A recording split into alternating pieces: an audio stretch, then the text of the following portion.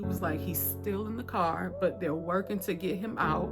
They counted to 3, and then they pulled him out. He just screamed, and when he screamed, I just ran over there. I love you, you're okay. Oh, you got me stuck on you. I'm so hurt.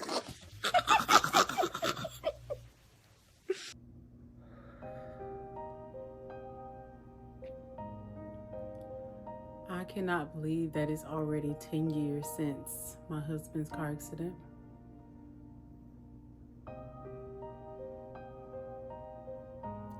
But I am finally ready to talk about it. I feel like I pushed that day so far in the back of my mind because it was so traumatic and so painful, and I never talked about it. I never talked about it in depth, and so I am finally ready to share that journey and what it was like, and you know, leading up to the 10-year anniversary of the accident and almost 10 years of marriage. I am ready to talk about it. Jonathan Parker, I love you so much. I love you so much, and I know that you know that. And this has been a very long journey, filled with so many ups and downs. But I love you. But I want to, before I go into the day of the accident, I want to go to the very beginning. To the very beginning. Me and my husband met each other when we were in high school, and we were about 15 years old. And at the time, my dad used to work at my high school, and so I used to stay after school. And I remember there was a group called Voices of Expressions, and Jonathan was a part of that group. And so they used to rehearse in my dad's office, which was room 93. And this one specific day, I remember him rehearsing with another girl inside of the room with the group. And so they were singing a song called Dreams Are Possible. And I laugh because I always share this with him, and I always sing the song. And it was like, dreams are possible, dreams come true, you know. Dreams take time to grow if you believe. Dreams, they never go. Dreams,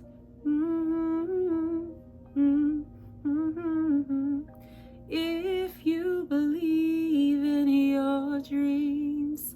And I would never forget that song because it was so beautiful. And I remember going up to him and I was like, can you sing that again? Can you sing that again? Real groupie like. But yeah, I was like, can you sing that again? And so they were singing it again. And I was like, you sound so good. You sound so good. And I don't remember how we stayed connected after that. I think I was seeing him more because they had rehearsal and stuff after school. And so we started talking like that. But it wasn't like, I like you or I'm interested in you. It was just we used to see each other. And then I guess like he really started looking good to me. And I was just very attracted to him. And not even by how he looked. My husband had an afro, y'all. He was a real JJ. But I don't know. I was very interested. Like, he was so handsome. And so I remember one day I stayed after school, and this was after Jonathan had finished rehearsal, and so he was waiting on his ride to pick him up from school. And so we're standing in front of the school, and I looked at him, and mind you, I've never had a legit real boyfriend before. Like, I've talked to 2 guys before in high school, but it was never anything like, yeah. So this was like the first guy that I was genuinely interested in, and I thought he was attractive. I thought he was so smart.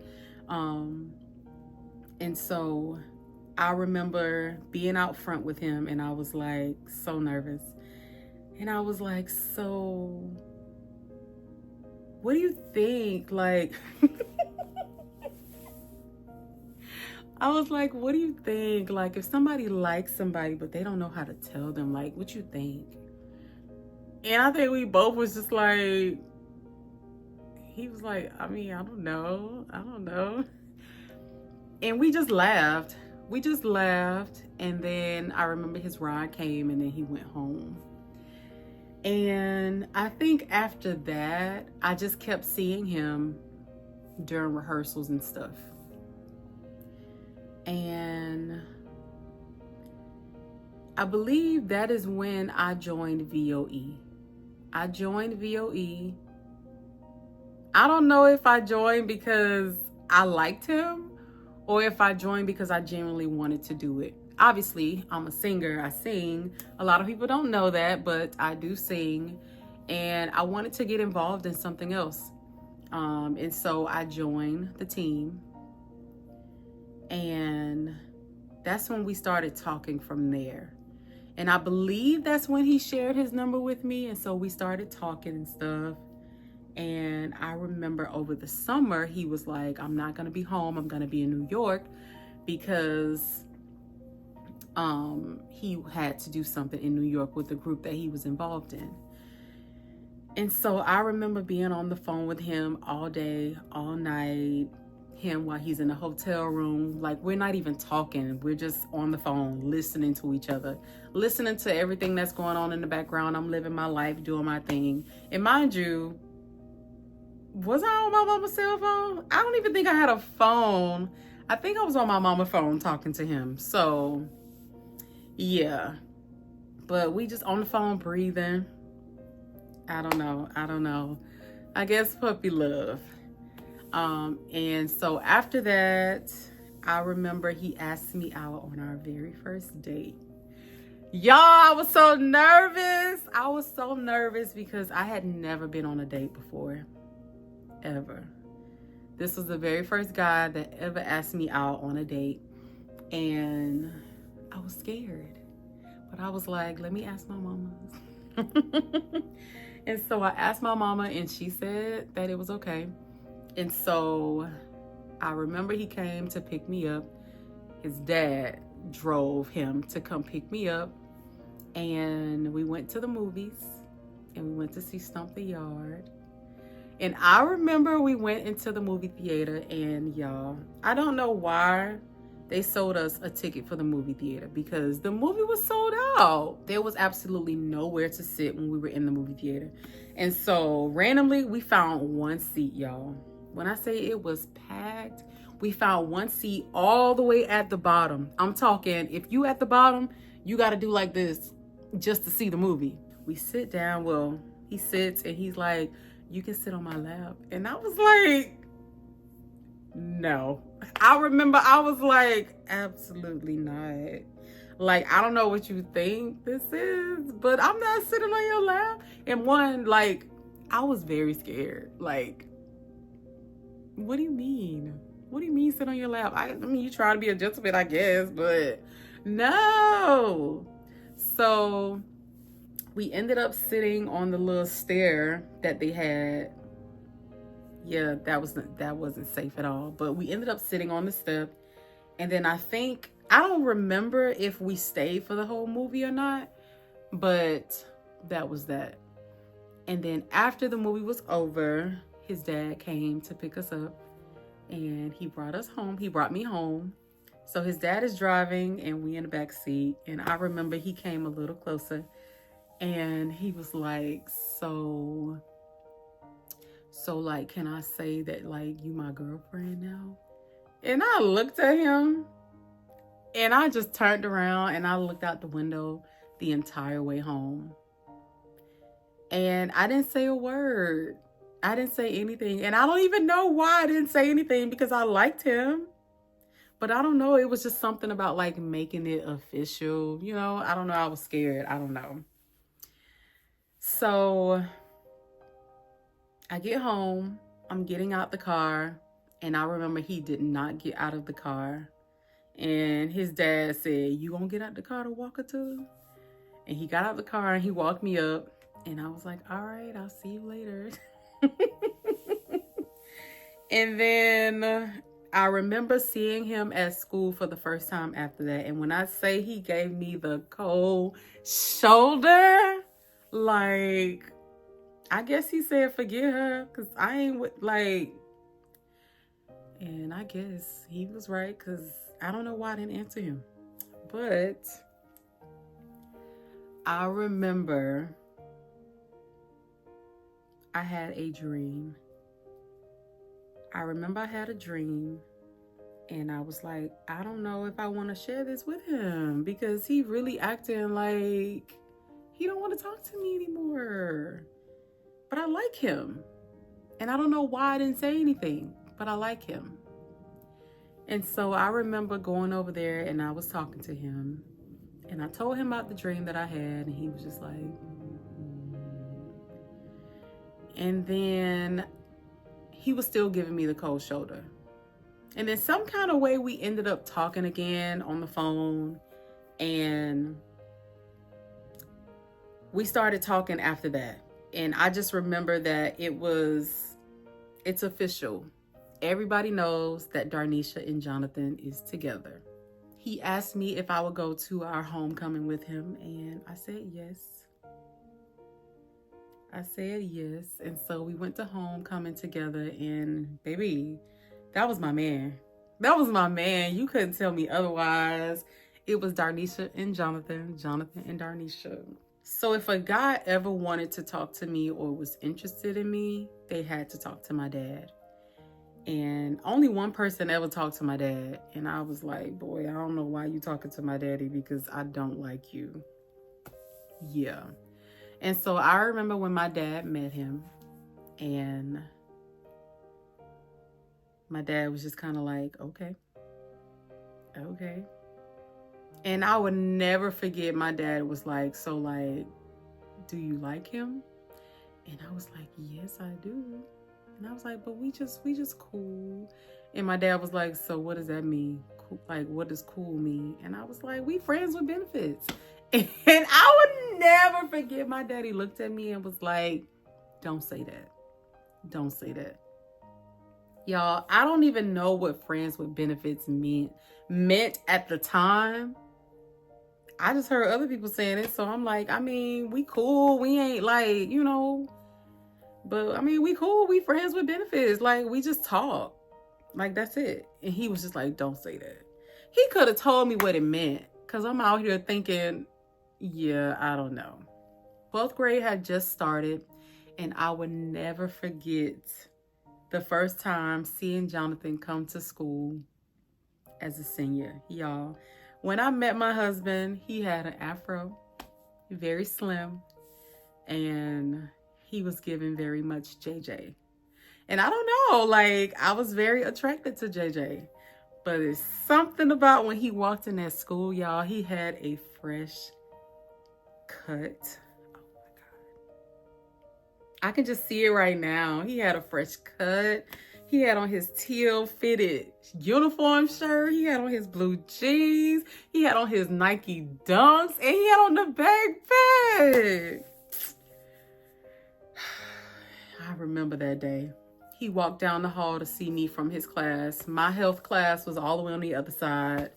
His IET class was on the opposite side. And then we walked to meet each other. And I was just like, oh my God.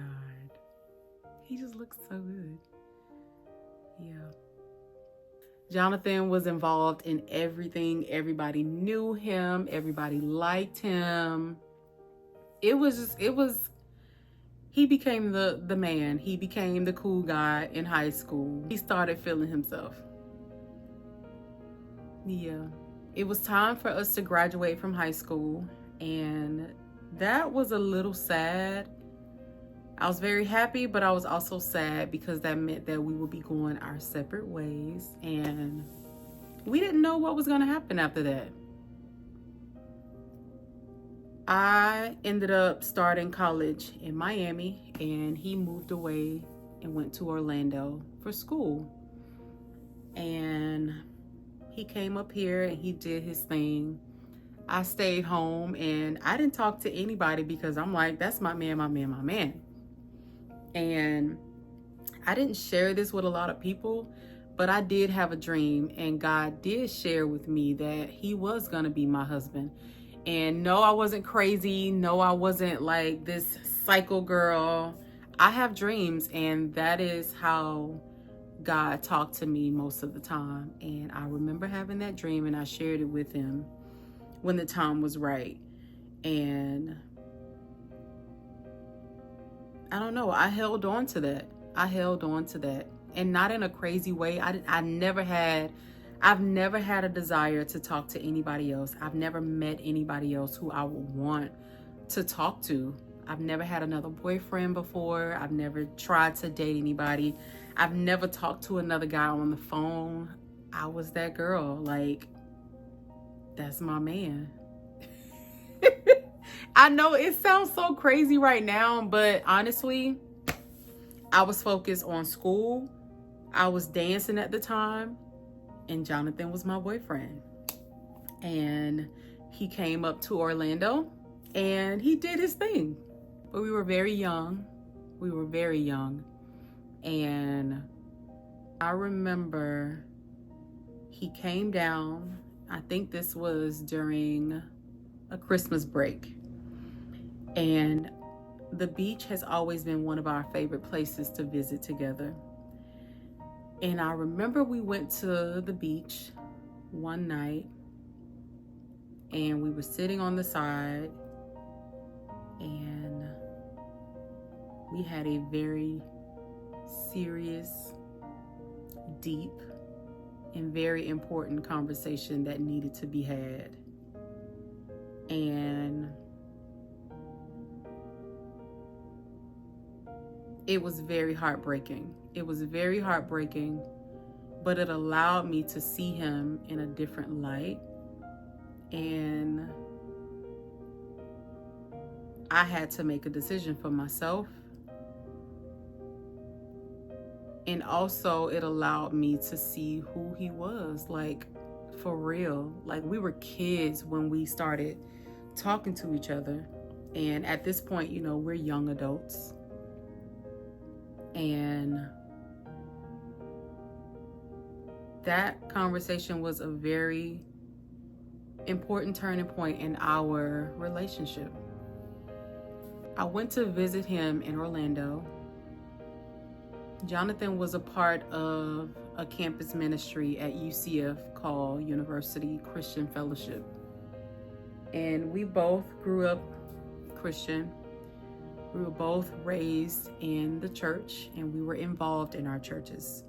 And so it was beautiful to see him being involved in ministry, him being the praise team director. I went there to visit him, and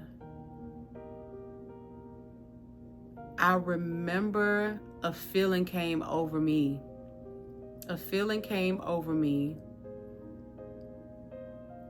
And I was like, I have to move here.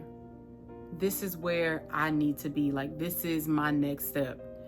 During that time when I came to visit him, he gave me a tour of the campus. And Jonathan has always been so inspiring. He's always been encouraging. And that's what started our relationship. Like, we both Like, we were kids, but we always had a bigger picture for ourselves. And he was just so inspiring to me. And that's what drew me towards him. And so he took me on a tour of the school, and I was telling him, like, I really want to come here. I really want to come here. And I knew deep down inside that it wasn't because he was there. Like, I genuinely felt like God was leading me there. God was leading me to Orlando. That was my next step in life. I remember him dropping me off to the megabus, and right before I got on the bus to come back home, he pulled out a little box. And in that box was a little ring, and he gave me a promise ring. Oh my God.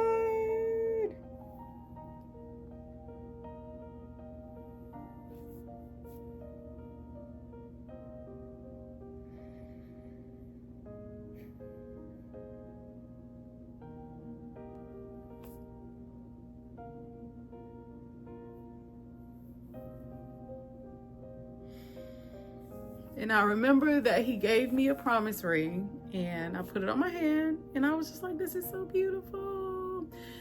And you know, we've had conversations, and I remember coming home, and I remember showing my dad, and my dad was just like, a promise ring? He was like, what is he promising you? And I was just like, oh my God, here we go, here we go, here we go, here we go. I don't remember my mom saying anything, but my dad was just like, what is he promising you? And I was talking to him a little bit, and I just knew that this was the guy. Like, God had already told me that he was gonna be my husband. And here we are, years later. We're in college. We're making mistakes. We're meeting people. We're doing all of the things. And he is showing me that he likes me and that he is serious about our relationship together. And that was very important to me. And so I remember when I came back home, everything just started feeling different.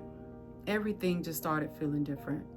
And I knew that it was time for me to leave. And so I started having conversations with my mom, my dad, my aunties, and a lot of them didn't understand why I was so gung-ho over this guy, why I liked him so much, and that I should meet other people and talk to other people. And I just did not have a desire to do that. I've always been very intentional about my life, always.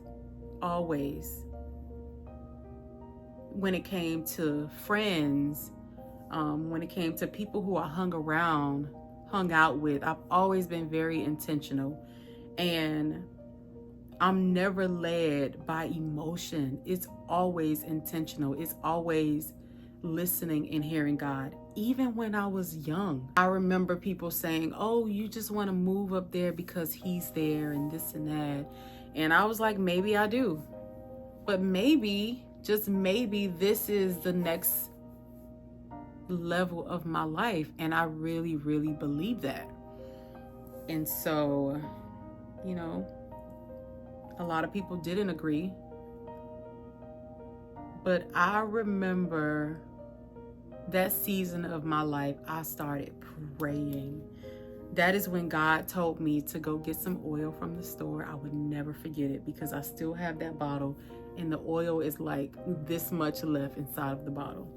But I remember hearing his voice clearly. I went to the store, I purchased me some oil, and I purchased a new journal. During this semester, I transferred from the North Campus of Miami-Dade to the West Campus of Miami-Dade. And the West Campus is downtown of Miami. I had no friends there, nobody that I knew, so there was no distraction. I would catch the train and the tri-rail to school, and after school I would walk around downtown, walk by the water. When I used to walk by the water, I used to journal.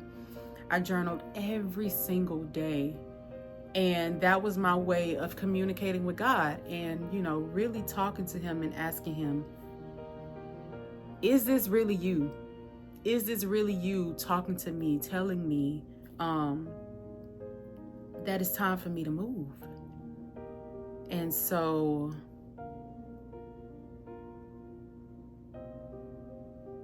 I got confirmation that it was time to go, and everything lined up. Every single part of my life lined up, and I knew that it wasn't just I'm moving away, I'm moving to Orlando for a guy. It was so much deeper than that. The purpose was so much bigger than that.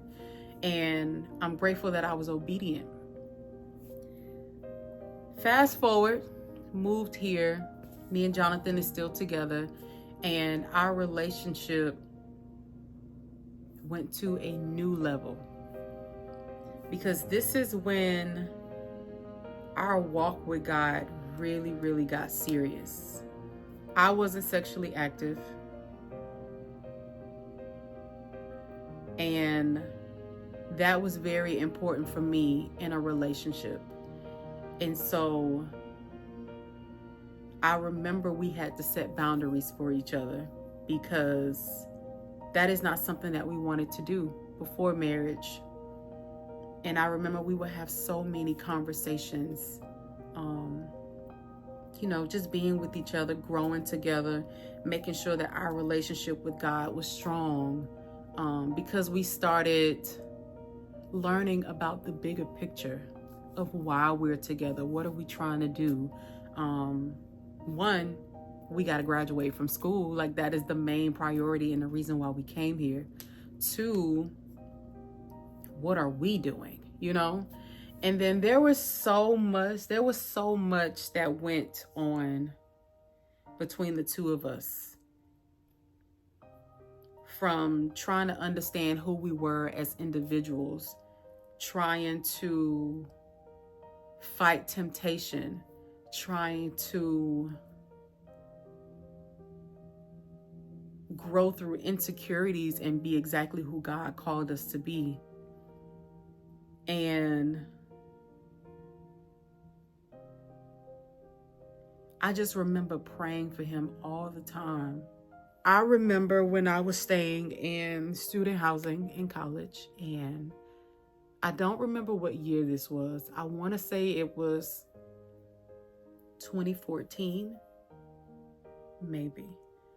But his family had their family reunion, and I went to the family reunion with him. I had already knew his family. And we spent the entire weekend together.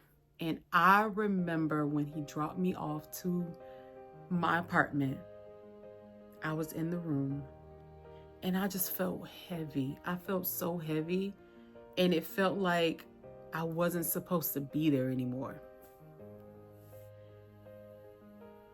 I remember being in my room, and my roommates were outside of the room talking, laughing, and I was just in the room, and I was like, this is not where I want to be. And that is when I really realized that I really love this man, and I really want to be with him. Like, it was almost like I felt a puzzle piece missing. And I remember calling him, and I was like, I don't even know why I'm calling you. You literally just left my house. But I don't want to be here. Like, I want to be with you. And keep in mind, like, our relationship was still very pure. Like, we were not sexually active at all. I love that man so much. And we respected each other. We respected each other till we got married.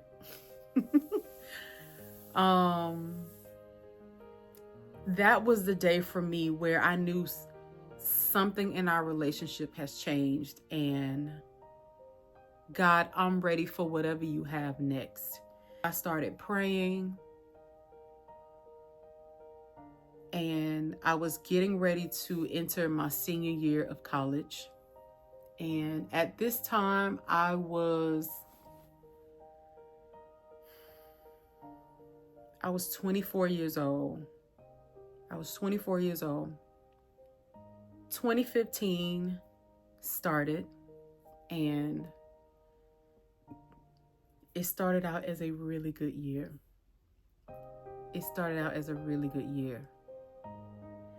And I remember saying that it was time for us to have a conversation. And I was so scared to have that conversation, but I knew that it was necessary. At this time, we were dating for almost 8 years. And I came to him, and there wasn't an ultimatum or anything, but I was like, what are we doing?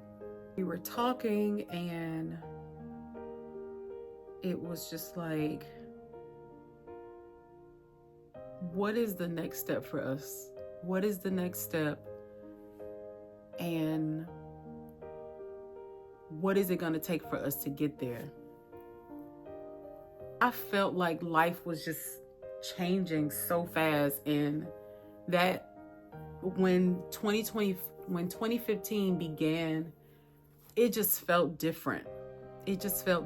I don't even know how to explain it, but it felt different in a good way. And I remember us having that conversation, and I left it there. I went on a trip with my friends to New Orleans, and we had such a great time. And I remember him saying, go and have so much fun. And I remember when we was on this trip, I saw a bride, and we were at a museum.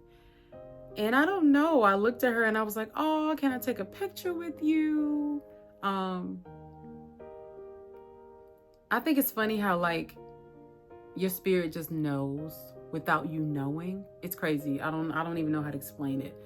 But yeah, I took a picture with her, and I was telling my friends, and I was like, oh, if I was to get married, I would love to get married in a museum. Like, this is so cool. And I remember them like kikiing and laughing amongst each other. And then when we were on our way back, my husband's birthday was a few days after the trip. His birthday is April 25th. And I was planning him a surprise birthday party. And I was like inviting all of his friends. I had got a place to rent out. I was ordering food, everything you can think of. That's what I was doing. And I remember on our way from New Orleans, all of my friends were asking me, so what are you going to wear to Jonathan's birthday dinner and everything? And I was like, I'm probably going to just get me a dress or something. Like, it's not about me. I kept saying it. I was like, it's not about me. It's his birthday. And I just wanted to be special for him because that was his 25th birthday. And so, not knowing that he was getting ready to propose to me, his birthday is April 25th, but I was having his birthday dinner on April 18th because I believe that fell on that weekend. And so the day of came, and I remember everybody was at my house, like all of my friends, and it didn't feel off. It did not feel off at all. And I had did my hair. She came over. She was like, let me do your makeup for you. Let me do your makeup. And I was like, okay. I mean, I could do my own makeup, but if you want to do it, that's cool with me. So she came over. She was doing my makeup. And I just remember all of them standing around me, and they was just like, oh, you look so beautiful. And I'm just like, y'all, it's a regular day. Like, she's just doing my makeup. And they're taking pictures, holding my dress up. When I tell you, I had no idea. I had no idea this was happening. And so Danica was telling me, she was like, all right, we gotta hurry up. We gotta hurry up. And I was like, all right. And so she was like, I need to run by John's house real quick to pick something up. And I was like, you think he's gonna see us? And I was like, I don't think that's a good idea, because I don't want him to see us and then he mess up the surprise. And she was like, no, he's not gonna see us. I don't think he's gonna see us. And I was like, okay, because she was helping me. And so I got dressed, and she was like, all right, we got to get in the car and let's go. So we're in the car and we're just driving, and we go to Jonathan's apartment, and we pulled up at the clubhouse. And I was like, what are you getting? Like, what are you picking up? And she was like, just come on. Y'all, I don't have on no shoes. So I'm trying to hurry up and put my shoes on. And she was like, just come on. And she gets to the door, and he opens the door. And when I tell you, I was like, what are you doing here? And he went to grab my hand, and she pushed me in. She pushed me in, and he grabbed my hand so I can walk in. And I walked in the door. There is flowers all on the floor. There's candles. There's a screen. He has on all white. I have on all white. And my mind is trying to process what's happening right now. Like, if you ever been engaged to, like, you really be trying to process what's happening. Like, I always saw this day in my head, but it's happening right now, and my brain is not catching up. Like, we supposed to be at your surprise party right now. There is guests waiting on us, and we are here. You have on all white. There's flowers. There is candles. Your dad is over there. Like, I was like, wait a minute. I was so shocked. I still didn't know what was happening until he started playing the video. He pressed play on the laptop, and there was a video.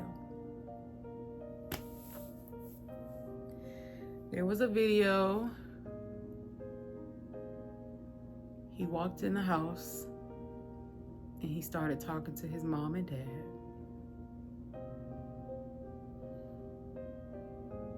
And there was another video of him going to my dad's house, and he started talking to my dad, and he asked my dad for my hand in marriage. And the video went to him talking, and then he looked at me, and I cannot remember what he said, but I remember he got on one knee and he asked me if I would be Mrs. Parker. And I immediately said yes. We went back to his apartment, and we were just sitting, and he said that he was waiting for somebody to do something. And so we're sitting there, and I'm just processing everything that happened. I'm like, this man just proposed to me. And I said yes. And so we're just taking pictures. We're in his bathroom, in his apartment, in front of the mirror, and we just snapping. And I'm just like, this is crazy. Like, I love you so much. And he was like, all right, it's time to go. And I'm like, where are we going? Like, just being nosy. I'm like, where are we going?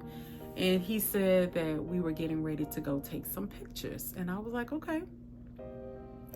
So in my head, we're just going to take some engagement photos. So we're driving for about 40 minutes, it felt like. And we get to Cooper's Hawk, and I was like, the photo shoot is here? And he was like, yeah, just come. And I was like, okay. And we walk in, and the lady said our name, and she was like, right this way. And I walk around, he made me walk in front of him.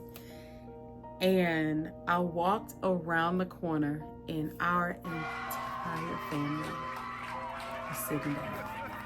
All of our friends, my mom, my dad, my stepmom, his mom and dad.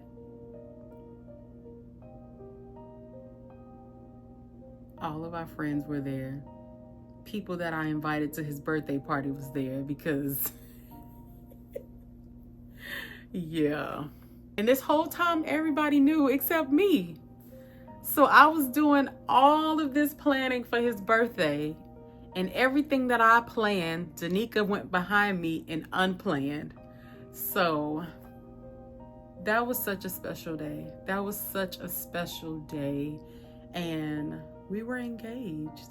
We were engaged to be married. I remember he came over the next day, and I was just looking at him like I just got that nervous feeling all over again when he asked me on our first date. And I was just like, we're really doing this? Like, you really just proposed to me? And I remember him saying, so when are we gonna do this? That's how he said it. So when are we gonna do this? When do you want to do it? And in my head, I'm like, I will marry you right now. And so we decided on December 2015, because honestly, there was no reason to wait for such a long time. Like, we were ready. And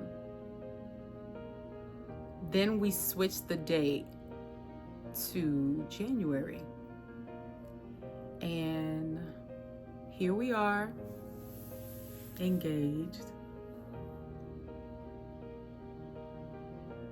looking at venues, seeing how much things cost, and thinking that people lost their mind because what do you mean? What do you mean food is $10,000? What do you mean? Yeah. We're going to catering, tastings, food tastings, doing all of the things. I'm going to look at my wedding dress, getting fitted. I remember saying yes to the dress. And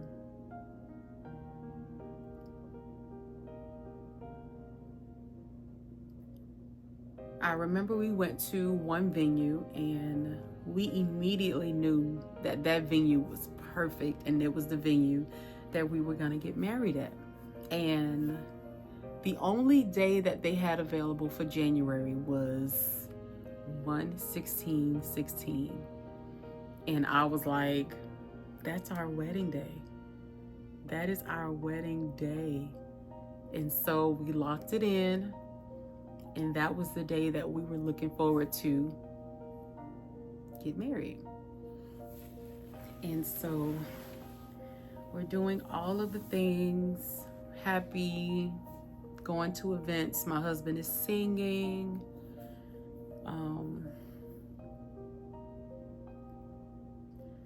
A few weeks before his accident, we got into a really big argument.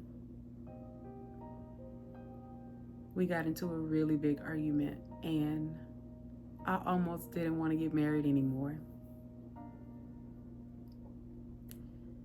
After this argument, I was just so scared and so very scared. And I remember just taking some time to think really, really hard. And then we came back together and we talked and we started marriage counseling. And everything was going good after that. Everything was going good. We were doing everything that we needed to do to prepare for our big day. I am in my senior year in my internship. He is working at Target at the time.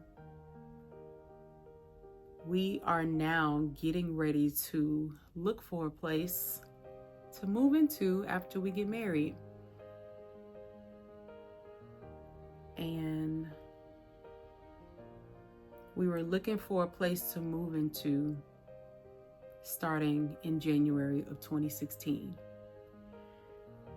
And during this time of us being engaged, it didn't make sense to continue to pay rent where we were living because we were saving for our home. And so we were staying with a friend. I was staying with my friend Danica, and Jonathan was staying with a friend of ours named Jason. And amazing friends, beautiful friends. To this day, we're all family. I remember,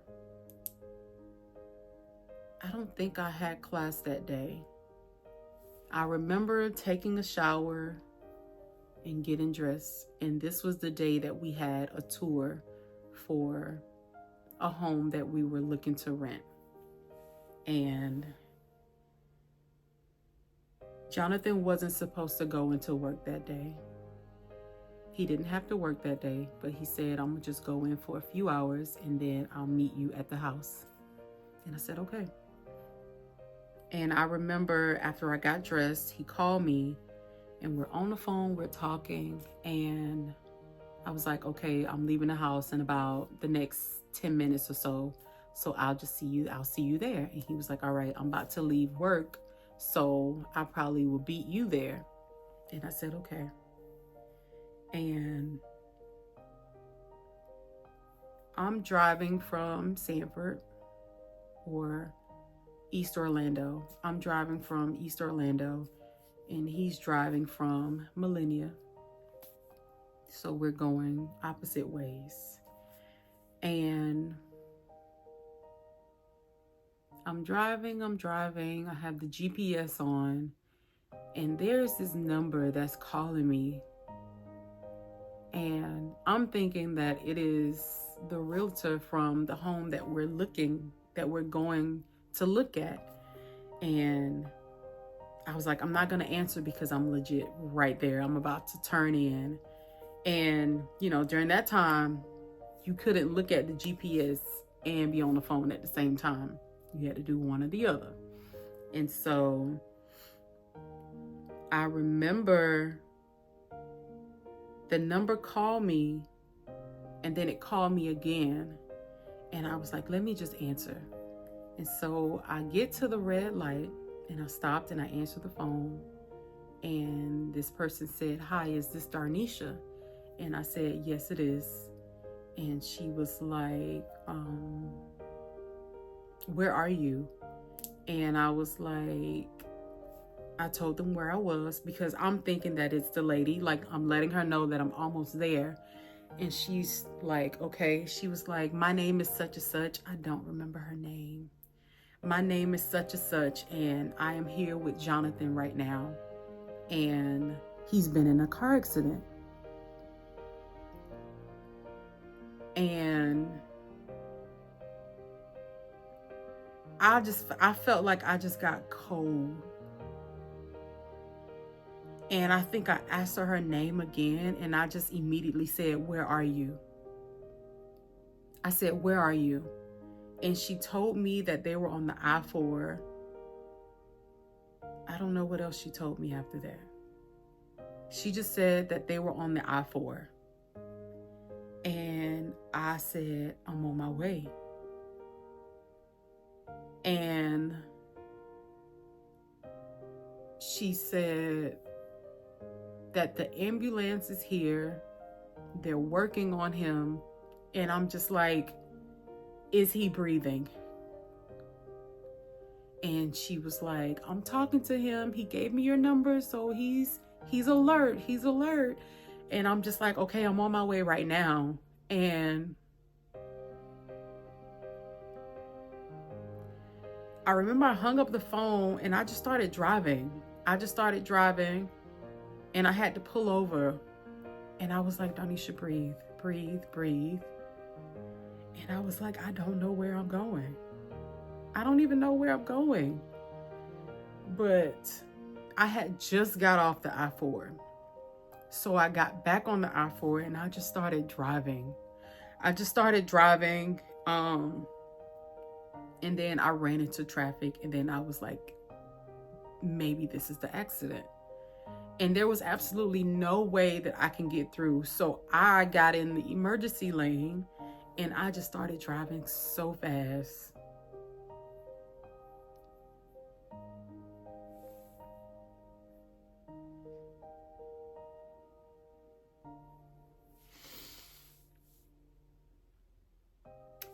I just started driving so fast, and she called me again and she said that the helicopter just got there and hopefully I can make it there before they transport him to the hospital. And I told her, I'm right here. I'm almost there. I didn't know that I was almost there because I didn't even know where I was going. So I'm driving. And I'm like, okay, I see all of the traffic. I'm trying my best to get there. And I'm still in an emergency lane. And I'm like, if a police come behind me, like I wasn't even thinking about that. But I got to where the accident was, and it was crazy. There were cars everywhere. The traffic was backed up. Everybody's just looking. And I remember putting the car in park. I got out of the car and I jumped over the meter and over the median, the thing in the middle. And I remember the lady, who I was on the phone with, she ran up to me and she held my hand and she took me over. And then one of the firefighters came and they got me. And he walked with me to the side and he asked me my name, asked me my relationship with him. And I told him that I was his fiance. And I'm just crying, and also just trying to see him because I still haven't seen him. And he told me, he was like, he's still in the car, but they're working to get him out.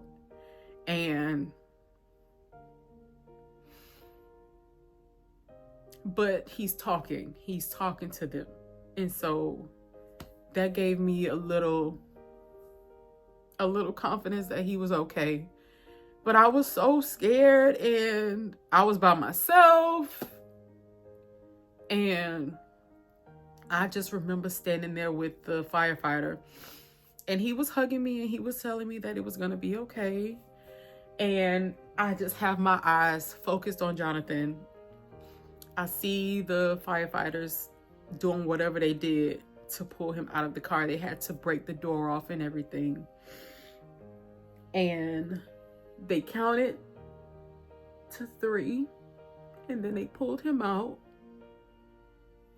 And as soon as they pulled him out, he just screamed. And when he screamed, I just ran over there. And I'm looking at him. And there's glass everywhere. And I was telling him that it was okay. He's okay. I'm right here. And they were trying to get him to calm down and to kind of relax a little bit. And I was just right there in his ear. And I was like, I love you. You're okay. And he said, I love you too. And they went and put him in the ambulance. And the firefighter came to me. I don't know if it was a firefighter, EMT, police officer. I don't know who it was. But they came to me and they told me the hospital that they were transferring him to.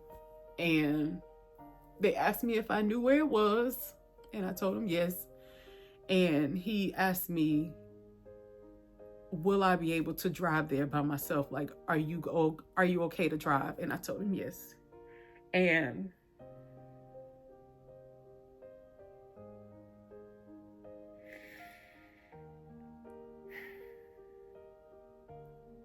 I got back in the car, and then Jonathan's mom called me.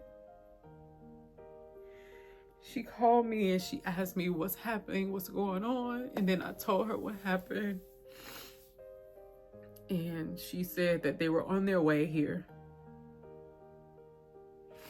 And I let them know that I was on my way to the hospital and that I would call them with an update. And when I got off the phone with them, I called my dad. And I was just crying because I was scared. I didn't know, like, I was just there with him. They saying that he's okay, but I don't really know if he's okay because they just took him out of the car and they put him in an ambulance. So I don't know. And so I had told him that he got in a car accident and that I was on my way to the hospital. And my dad prayed with me, and I told him that I would call him back. When I got to the hospital,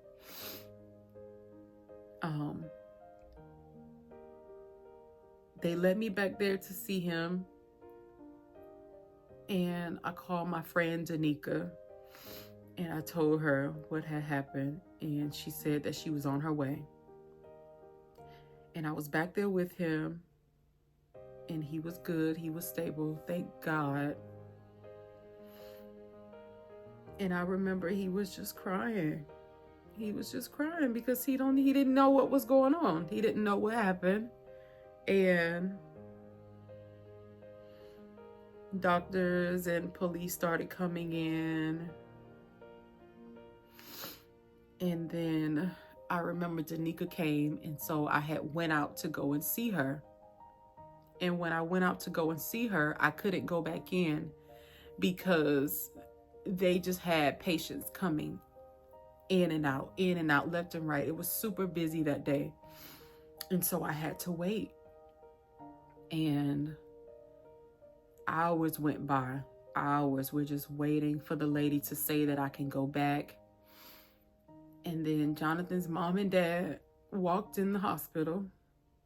And I ran up to the lady at the front office, and I let them know that that was his parents. And they let them go back there immediately to see them.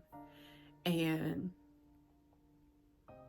a few hours had went by. I think it was like in the middle of the night at this time. And then I was finally able to go back there. And we were just sitting there. We were just waiting.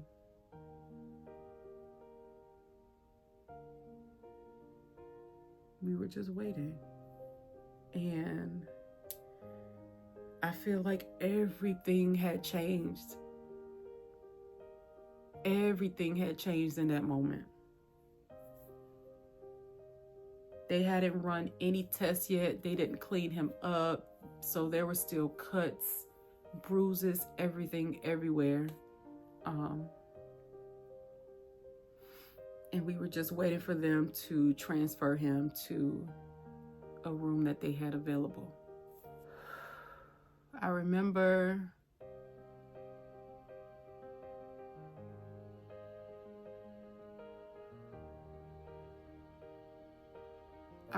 calling my internship teacher because I had to go to my internship the next day. And I remember telling her about the accident and that I needed a few days and I'll make the days up later. And she understood. And I remember calling all of my clients and letting them know that I had an emergency and I wouldn't be able to service them for a few days until I figured something out. I remember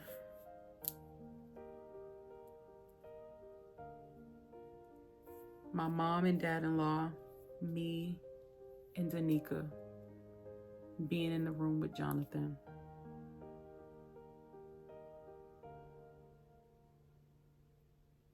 I remember they had to put a tube in the side of his chest.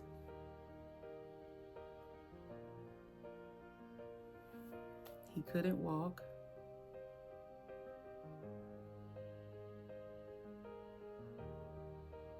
He broke some of his ribs, and he had to have surgery.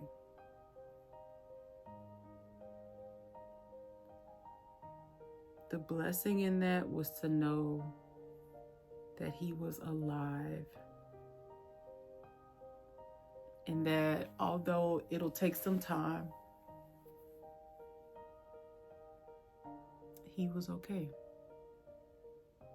He wasn't okay, but he was going to be okay.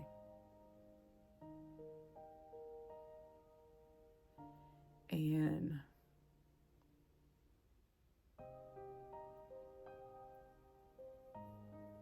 I remember him having to start therapy immediately in order for him to bounce back and be normal again. He had to start therapy immediately. His parents were still working at the time, so they were here for a while. And then there were some days where they had to go back home, and then they came right back up. And I remember for Thanksgiving, his family went up to the country, and I decided to stay here with him. And that was our first Thanksgiving meal together. I left the hospital, I went to the grocery store, and I got everything you can think of. I made collard greens, potato salad, macaroni and cheese, yams, turkey, and I cooked all of that. Stayed up late, and I rolled back in that hospital with all of his food inside of a cooler. And I made sure that he had a good Thanksgiving in the hospital because I did not want him eating hospital food for Thanksgiving. And during that time, there was no talk of our wedding. That was the last thing on our mind.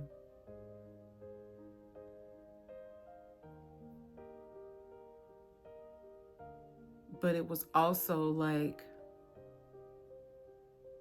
what does this mean? What does this mean? You know how when two people get married, the pastor says, for better or worse. I always say our worst happened before our better did. I had to help my husband bathe. I had to push him around in a wheelchair because he couldn't walk on his own yet. I was in physical therapy with him, watching him push himself even when it hurt, coaching him through it, giving him his medicine at home. I remember the day that he finally got out of the hospital.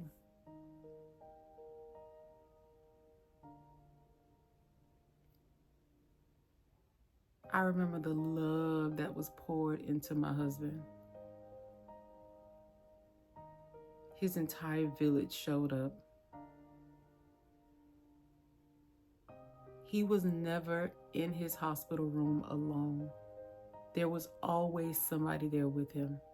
Every single day, there was always somebody with him.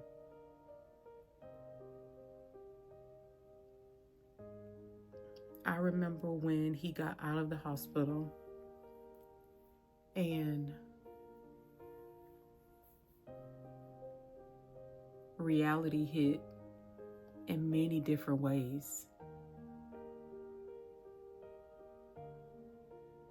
The life that we knew was gone,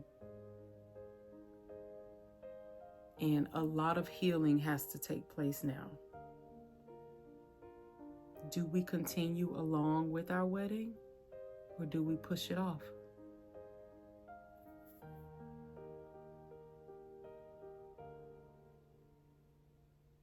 When I first went to the room to see Jonathan after a few hours when his mom and dad got here, I remember us sitting on the side of his bed. And I don't know if she remembers this, but at the bottom of his bed, there was a number on a tag. And that number said 116. And I looked at it, and I looked at her. And I didn't say anything. And she just said, God's willing. God's willing. And I remember Jonathan's first appointment after he got out of the hospital to schedule his surgery. And I had to drive us everywhere.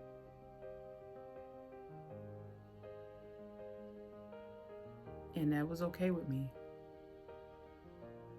My husband had bad car motion sickness. Everywhere we went, he was throwing up. So we had to keep a bag in the back seat with him. Wherever we got, I had to jump out of the car, get his wheelchair out, go around, open a door, put him in there. And I remember we went to the doctor's office and we told him that we were getting married. And he looked at us and he laughed. And he told Jonathan, "You're crazy if you think you're gonna walk down an aisle. Like, you can't even walk, you're in a wheelchair right now." And in that moment,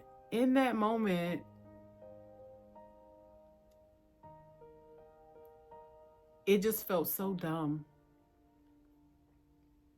It felt so dumb to think of a wedding day when your fiance just got in one of the worst car accidents. And it almost felt selfish. And I remember us leaving the doctor, and he put off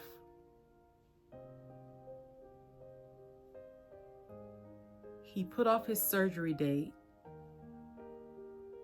until after our wedding, because he said that he wanted to go to therapy to learn how to walk again, because he's going to walk down the aisle. Even in that moment, he thought about us. And it showed how selfless he is. He was so determined to walk down the aisle, y'all. And I told him, "I love you so much. You can will yourself down, and I will still say yes to you." And he was determined to learn how to walk again, enough to walk himself down the aisle. And we made sure that we was at every therapy appointment. And it wasn't easy. But he did it. He did it. And on January 16th, 2016, my husband walked down the aisle and I met him down there. My husband took off his brace on his leg and he fulfilled a promise that he made to himself. And that was to walk down the aisle to marry the woman of his dreams. In spite of everything that he faced and dealt with.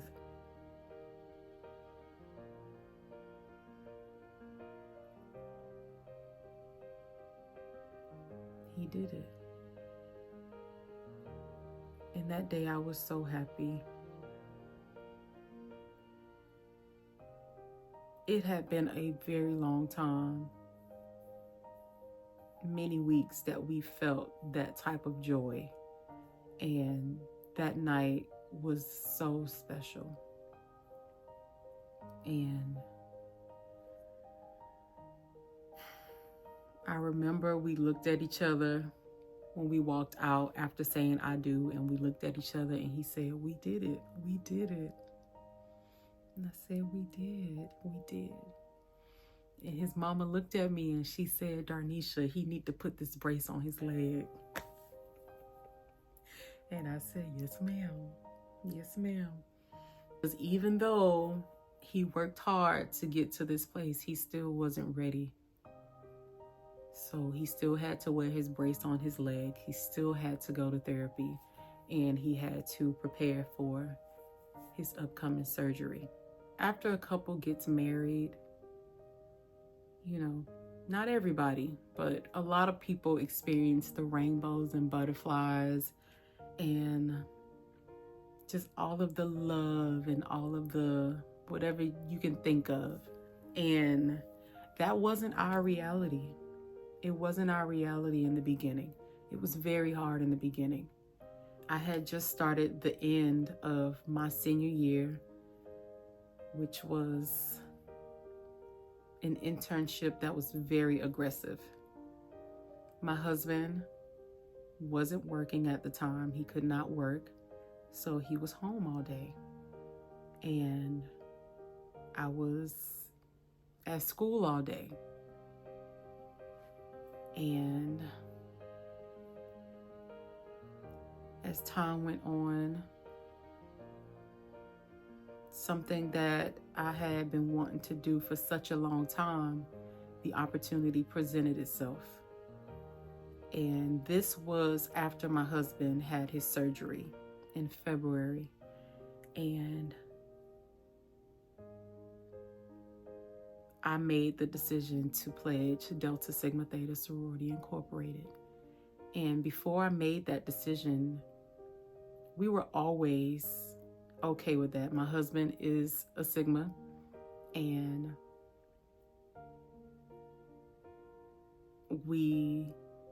I had to make sure that he would be okay with that decision because it was a lot going on in our life at the time.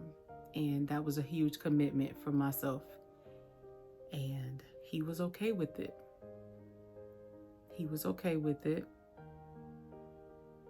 However, during that time in our life was very, very dark and sad. My husband was still going through his healing phase. And I'm searching for the rainbows and butterflies, even though I knew that this wasn't going to be an easy journey. I was still very hopeful. And my husband went through a very dark time. He went through a dark time. And every day, I loved him, I supported him, I was there, and I prayed for him. My husband started writing music again. Music has always been his first love. And he started writing again. And writing pulled him out. God in writing pulled him out of that darkness. and I saw his light began to shine again. And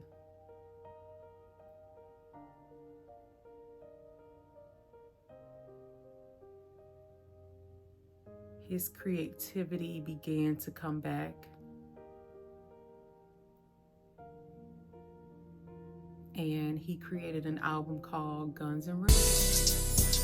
They say that sometimes being broken is what makes you beautiful, especially when you're repaired with a love that's as pure as gold. See, before I just didn't know it. All you do is intentional, and at times when it hurts the worst, you've got arms that hold me close. A love unconditional, no matter how far I run, and grace still chasing me, even when I try to brush you off. Yeah, with every cold shoulder, you keep pulling me closer. I just don't understand, but I'm praying that you can. Yeah, I don't mean to be emotional, but sometimes I cry. How you love in spite of what I've done. How is it I'm still on your mind? If I could go back in time, I would never brush you off. I treat you like my treasure. I love you better. I love you better. I love you better. I love you better. During that time, a lot of healing was taking place, but a lot of spiritual healing was taking place within my husband. The enemy really tried to take my husband out. And I'm so grateful that God said no.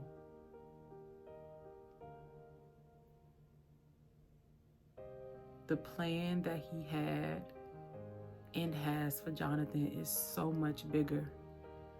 And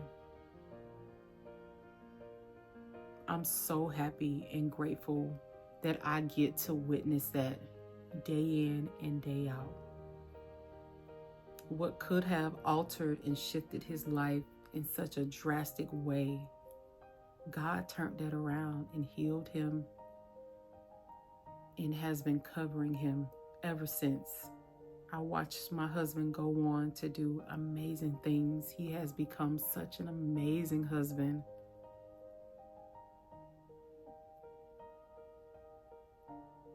I watched him put on productions that has been so impactful to so many people. We were blessed to bring a sweet, beautiful baby boy into this world. We were so blessed to give birth to an amazing, beautiful daughter. And all because God said no.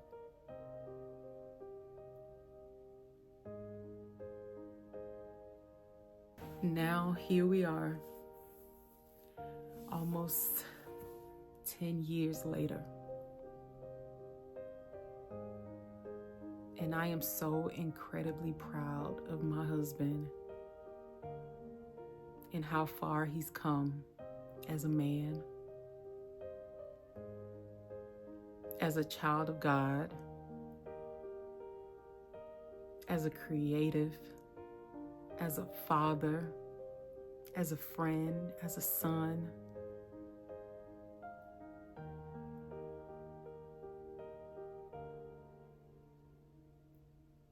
He is the man of my dreams, and I am so grateful that God has never taken his hand off of him. Today is the 10th anniversary of his accident.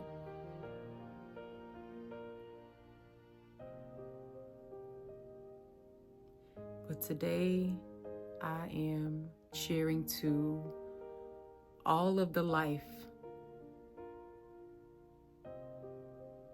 that was created after that day. All of the opportunities that came after that day. All of the favor that came after that day. All of the love that was created, that was shared after that day. Life is so much better. Life is beautiful. Life is peaceful.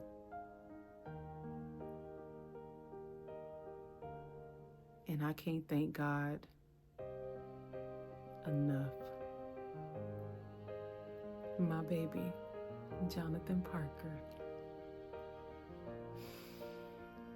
It has been a journey, baby.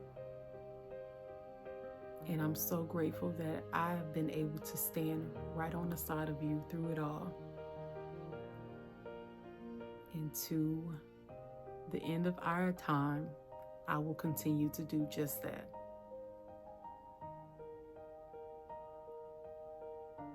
"10 years of healing, 10 years of growth, 10 years of love, trials and tribulations to help us become who we are today."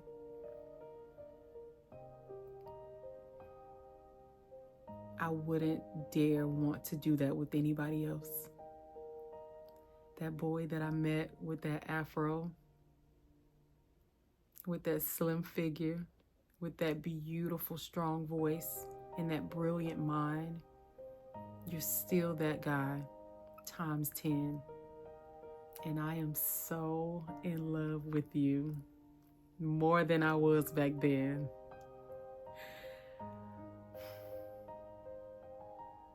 And I love doing life with you. I love you, baby.